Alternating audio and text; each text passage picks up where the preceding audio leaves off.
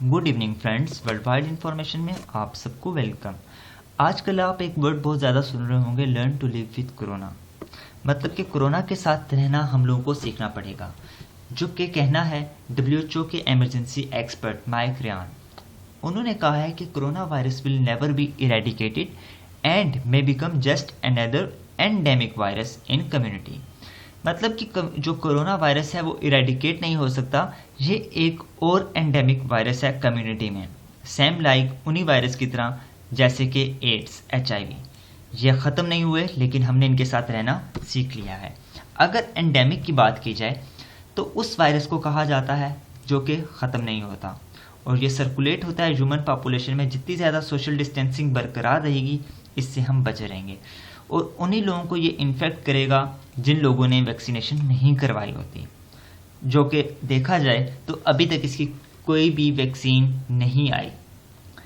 ये virus seasonal भी हो सकता है और सारा साल भी हो सकता है। इसकी अभी तक WHO ने कोई भी पेशेंट गोई नहीं दी। अब किसी भी वायरस को रोकने के 3 स्टेजेस होते हैं। किसी भी वायरस को कंटेन करने के या रोकने के 3 स्टेजेस होते हैं। Number 1 control, number 2 elimination, number 3 eradication. One by one in सब पे बात करेंगे। अगर स्टार्ट किया जाए कंट्रोल से, तो कंट्रोल कहा जाता है कि नंबर ऑफ फ्रेश केसेस, जो कि फ्रेश केसेस आ रहे हैं वो कम हो जाएं और जो पेशेंट क्योर्ड हैं मतलब ठीक ज़्यादा हों। इन शॉर्ट आपको बताऊं कि जो न्यू केसेस हों वो कम हो जाएं और ठीक होने वाले लोग ज़्यादा हो जाएं, तो उस वायरस को हम कह सकते हैं कि एक वायरस कंट्रोल हो रहा है। एलिमिनेशन की बात की जाए तो इसकी आसान वर्डिंग में बात यह है कि जब नया केस जो है वो ज़ीरो हो, कोई भी न्यू केस रिपोर्ट ज़ीरो हो, लेकिन जो पिछले केसेस हैं वो भी डिस्चार्ज हो जाएं ठीक होने के बाद। इसकी एग्जांपल देखी जाए तो कोंगो में इसी साल 2020 में बोला गया है कि जो इबोला है वो एलिमिनेट हो गया है। फिर इसी के ऑपोजिट साइड में देखा जाए तो जैसे कि कोरोना वायरस पहले ख़त्म हो गया था चाइना में, जिसका आपने काफ़ी ज़्यादा वीडियोस देखी होंगी। मैंने भी इस पर एक वीडियो बनाई थी जिसका लिंक डिस्क्रिप्शन और ऊपर आई बटन में मौजूद है। लेकिन उसके बाद क्या हुआ, कोरोना की सेकेंड वेव आई, तो अब जो केसेस रिपोर्ट हुए हैं वो उससे ज़्यादा हुए हैं। तो इसको नहीं कहा जा सकता कि कोरोना एलिमिनेट हो रहा है, और कंट्रोल भी इसलिए नहीं कहा जा सकता कि जो डेली के केसेस हैं, नंबर ऑफ पेशेंट क्योर्ड, ये क्योर्ड जो हैं वो कम हो रहे हैं और फ्रेश केसेस क्या हैं, ज़्यादा हो रहे हैं। इसलिए कंट्रोल भी नहीं है और ये वायरस एलिमिनेट भी नहीं हो रहा। अगर इरेडिकेशन की बात की जाए तो WHO के माइक रियान ने कहा है कि according to Mike Ryan it would not be eradicate, ये इरेडिकेट नहीं हो सकता। जैसे कि ऐसा नहीं है कि इससे पहले कोई वायरस इरेडिकेट नहीं हुआ। हमारे पास स्मॉल पॉक्स एक एग्जाम्पल है जो कि 1980 में इरेडिकेट हो गई थी। पोलियो को देखा जाए जिस पे काफ़ी ज़्यादा काम किया जा रहा है लेकिन अभी तक वो इरेडिकेट नहीं हो सकता, पाकिस्तान में देख ले नहीं हो सका। अब करना क्या होगा कि हमें इसी वायरस कोरोना के साथ ही रहना सीखना पड़ेगा, जैसे कि हम सीख चुके हैं मलेरिया, इन्फ्लुएंजा, एड्स, इन सब वायरस के साथ। अब अगर देखा जाए जो टर्म यूज हो रही है learn to live with corona, ये क्या है? गवर्नमेंट एक तरफ तो काफ़ी ज़्यादा होपफुल है कि कोई ना कोई क्योर इसकी डेवलप हो जाएगी, बन जाएगी, लेकिन on the other side government ये भी कह रही है कि people must learn to live with corona, कि पोस्ट कोरोना वर्ल्ड में कोरोना हमारे साथ ही है, हमें सीखना पड़ेगा कोरोना के साथ रहने के लिए। अब पोस्ट कोरोना वर्ल्ड कैसा होगा इसकी डिटेल से वीडियो मैंने बनाई हुई है, इसको भी ऊपर आई बटन में क्लिक करके आप देख सकते हैं और डिस्क्रिप्शन पे लिंक भी मौजूद है। काफ़ी इंपॉर्टेंट वीडियो है। अब कुछ और बातें इसी वीडियो से ऐड करना चाहूँगा कि हम कैसे सीखेंगे कोरोना के साथ रहना, जो लाइफ होगी वो कैसे नॉर्मल होगी। नंबर 1 सोशल डिस्टेंसिंग, कि सोशल डिस्टेंसिंग बहुत ज़्यादा आ जाएगी।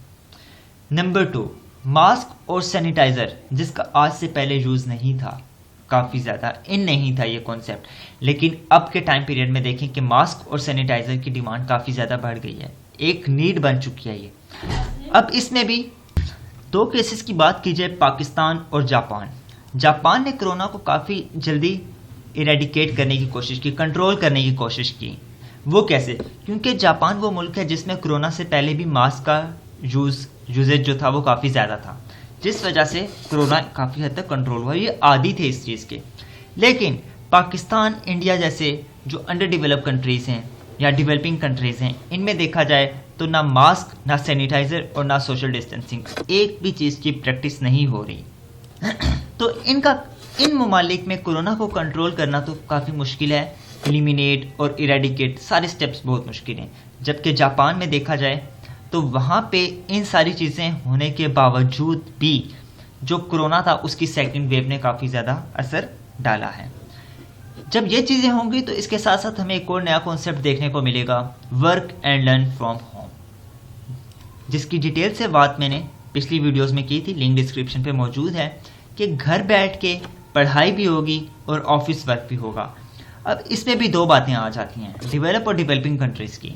पाकिस्तान जैसे ममालिक जो कि टेक्नोलॉजी में काफ़ी ज़्यादा पीछे थे, जिनके पास ना कोई सॉफ्टवेयर और ना ही कोई इतना उनका माइंड सेट था टेक्नोलॉजी में, जिनके लिए काफ़ी मुश्किल पेश आ रही है वर्क फ्रॉम होम से, चाहे वो एजुकेशन हो, चाहे वो ऑफिस वर्क हो। जबकि जो डेवलप कंट्रीज़ हैं वो पहले से ही इस चीज़ के आदी थे, उनके लिए कोई न्यू चीज़ नहीं है। अगर देखा जाए तो बहुत से डेवलपिंग कंट्रीज़ भी सीख रहे हैं कोरोना के साथ रहने का तरीका, जैसे कि इंडिया, नेबरिंग कंट्री, हमारा राइवल, पाकिस्तान का राइवल, उसने क्या कहा है कि जो भी मास्क और सैनिटाइज़र का यूज़ नहीं करेगा, मास्क नहीं पहनेगा, तो उसका फ़ाइन होगा 200 रुपीज़। लेकिन पाकिस्तान जैसे ममालिक और भी डेवलपिंग कंट्रीज़ हैं, इन्होंने इस तरह का कोई भी स्टेप नहीं लिया।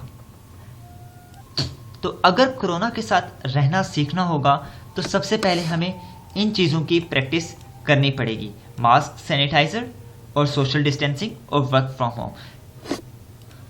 अदरवाइज पाकिस्तान जैसा मुल्क जो कि डेवलपिंग कंट्रीज़ में आता है, ये बिल्कुल अंडर डेवलप की कैटेगरी में चला जाएगा। इसकी इकॉनमी पहले ही इतनी तबाह हो रही है और मज़ीद तबाह हो जाएगी अगर ये वर्क फ्रॉम होम या लर्न फ्रॉम होम स्टार्ट नहीं कर पाते।